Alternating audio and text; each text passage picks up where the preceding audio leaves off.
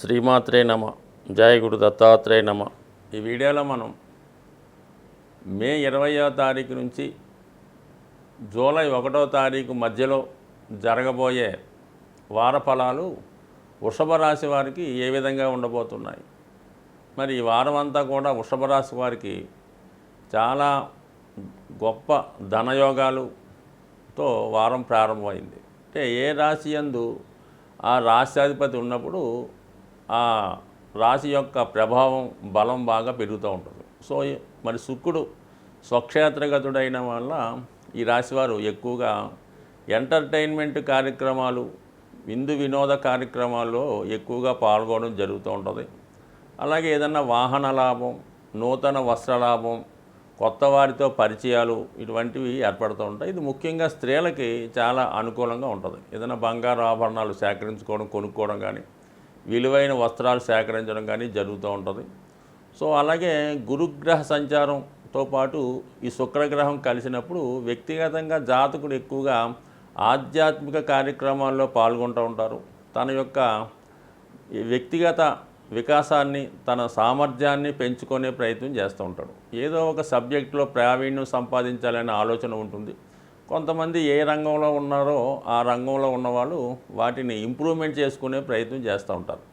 మరి ఈ సమయంలో ఈ వృషభ రాశిలో ఉన్నవాళ్ళు ఎక్కువగా బ్యాంకింగ్, ఫైనాన్సు, స్థిరాస్తి, భూములు సంబంధించిన వ్యవహారాలు ఉంటాయి. కాబట్టి వాటి యొక్క వాల్యూ, వాటిని చక్కగా బాగు చేసుకోవడం, వాటి విలువ పెంచుకునే విధంగా వాటికి ఏదైనా ఒక సామర్థ్యాన్ని పెంచే ప్రయత్నం చేయడం, గృహం అది ఉంటే దాన్ని రిపేర్ చేయించి బాగా కొత్తగా తయారు చేయడం, ఈ విధంగా తయారు చేస్తారు. అలాగే రవి కూడా ఉండడం వలన ప్రభుత్వ సహకారం కూడా లభిస్తూ ఉంటుంది. అలాగే మరి ప్రభుత్వ పథకాలు మీకు అనుకూలంగా రావడం లభిస్తూ ఉంటుంది. అలాగే ప్రభుత్వ ఉద్యోగంలో ఉన్నవాళ్ళకి కానీ, రాజకీయ రంగంలో ఉన్న వాళ్ళకి ఏదో ఒక గుర్తింపు రావడం జరుగుతుంటుంది. మొత్తం మీద ఒకేసారి మీరు వెలుగులోకి రావడం జరుగుతూ ఉంటుంది అన్నమాట. అందరూ మీ గురించి చర్చించుకోవడం, మీకు ఏదో గొప్పగా అవకాశాలు వచ్చాయని, చాలా ధనం సంపాదించారని, ఏదో లాటరీ లాంటిది తగిలిందని అనుకుంటూ ఉంటారు. కానీ మీ యొక్క కార్యక్రమాలు మీవి, మీ పనులు మీవైనప్పుడు కూడా ఇతరుల యొక్క దృష్టిలో బాగా ఉన్నత స్థాయిలో మెయింటెనెన్స్ అయినట్టు కనబడడం వల్ల ఈ విధమైనటువంటి ప్రభావం, ఇటువంటి పుకారు వచ్చే అవకాశం ఉంటుంది. అది ఒక విధంగా మంచిగానే ఉంటుంది.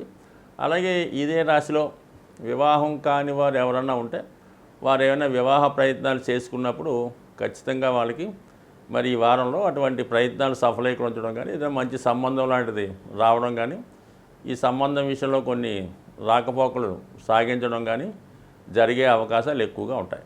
ఇక రవి ఎప్పుడైతే రాశిలోకి వచ్చేయడో జాతకుడికి ఒక విధంగా అనారోగ్య సమస్యలు లాంటివి కూడా ఒకసారి ఏర్పడే అవకాశం ఉంటుంది. అంటే అధిక శ్రమ వల్ల, ఎక్కువగా కష్టపడడం వల్ల అనుకోకుండా ఏదో ఒక అనారోగ్యానికో, నీరసానికో గురయ్యే అవకాశం ఉంటుంది. కాబట్టి సాధారణంగా ఈ రాశి వారు ప్రస్తుతం ఏదైనా బయటికి పనికి వెళ్ళినప్పుడు తగినటువంటి జాగ్రత్తలు తీసుకొని వెళ్ళడం మంచిది. అయితే శుక్రుడు ఉండడం వల్ల ఏంటంటే ప్రయాణాలు చేసినప్పుడు చాలా ఆధునికరమైన వాహనాల్లోనూ, ఏసీ ట్రైన్లో కానీ, బస్సులో కానీ ఎక్కువగా ప్రయాణం చేస్తుంటారు. అయినప్పటికీ కూడా ఇది ఇండికేషన్గా ఉంటుంది. కాబట్టి ఈ విధంగా మరి రవి యొక్క ప్రభావం ఉండడం వల్ల ఈ వడదెబ్బ లాంటివి తగిలే అవకాశం ఉంటుంది. కాబట్టి ఆ విషయంలో కొంత జాగ్రత్త తీసుకోవడం మంచిది. ఇక లాభస్థానంలో ఉన్నటువంటి కుజరాహులు మరి అది కొంతవరకు ఏంటంటే మీరు అధిక లాభానికి ఆశపడడం వల్ల, ఆ విధంగా ఏదైనా విలువైన వస్తువులు కానీ, స్థిరాస్తులు కానీ, భూములు కానీ కొనేటప్పుడు మరి సరైన డాక్యుమెంట్స్ ఉన్నాయో లేవో చూసుకొని కొనడం మంచిది తప్ప ఏదో కొంత తక్కువగా వస్తుందని కొనడం వల్ల తర్వాత అవి ఇబ్బంది పడే అవకాశం ఉంటుంది. కాబట్టి సాధ్యమైనంత వరకు ఈజీ మనీకి కానీ, తక్కువగా వచ్చే వస్తువులు కానీ, ఆస్తులు కానీ, లిటిగేషన్లో ఉన్నటువంటి వాటి విషయంలో చాలా జాగ్రత్త తీసుకోవడం మంచిది. టెంపరీగా లాభం కలిగిన మోసపోయే అవకాశం ఉంటుంది. బట్ ఏదైనా మరి బుధుడు వ్యయ స్థానంలో సంచరించడం వల్ల ఏదైనా స్థిరాస్తి మీద పెట్టుబడి పెట్టే అవకాశం ఉన్నది.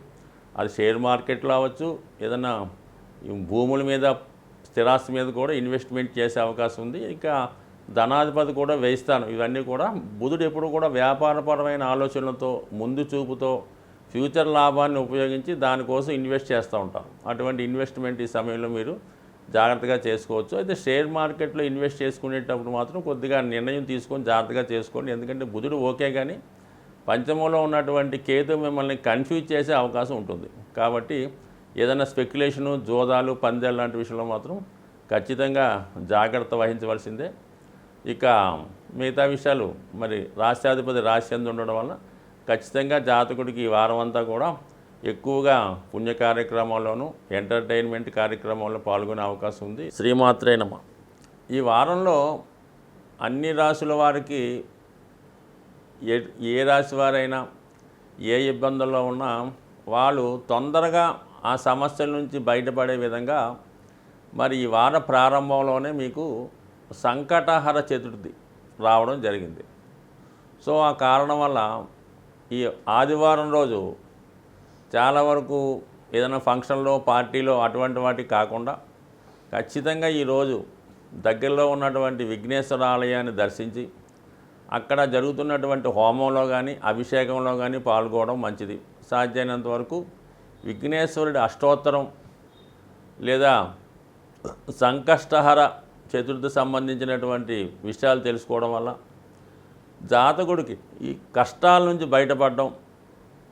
అయితే విఘ్నేశ్వరుని పూజించడం వలన ప్రారంభించిన పనులు నిర్విఘ్నంగా సాగుతుంటాయి. కాబట్టి ఖచ్చితంగా మరి ఈ వారం మొదటి రోజు వచ్చే ఈ విఘ్నేశ్వరుడు సంబంధించినటువంటి పూజలో పాల్గొనడం వల్ల కంపల్సరిగా ఈ ప్రభావం మీకు ఈ నెలంతా చాలా శుభంగా ఉండే అవకాశం ఉంది. సో అలాగే ఎవరైతే విజయాన్ని కోరుకుంటున్నారో, అలాగే ఈ విద్యార్థులు ముఖ్యంగా కాలేజీలో ఉన్నత సీటు కొరకు, కాంపిటేటివ్ ఎగ్జామ్లో విజయం కొరకు ఆశిస్తున్నారో వాళ్ళు ఈ జూన్ 1వ తారీఖున వచ్చినటువంటి హనుమత్ జయంతి రోజు ఖచ్చితంగా మరి హనుమాన్ టెంపుల్ దర్శించడం, ఆ రోజు స్వామిని సింధూరంతో కానీ తమలపాకులతో కానీ పూజ చేయడం వల్ల కంపల్సరీగా మీ యొక్క విజయం లభించే అవకాశం ఉంది. అది వీలు లేని వారు ఇంటి దగ్గరే శుభ్రంగా తలస్నానం చేసి మరి హనుమాన్ని విధి విధానంగా మీ తోచిన విధంగా పూజ చేసుకొని